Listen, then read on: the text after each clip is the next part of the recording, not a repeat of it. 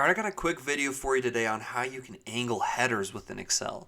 So here we have our data, and for our headers here we want to angle them because we might want to shorten this column here to just be the size of the revenue value. But if we do that, it's going to completely block off this header. So what we can do is select our headers, go up to the home ribbon, under alignment look for this icon and select that.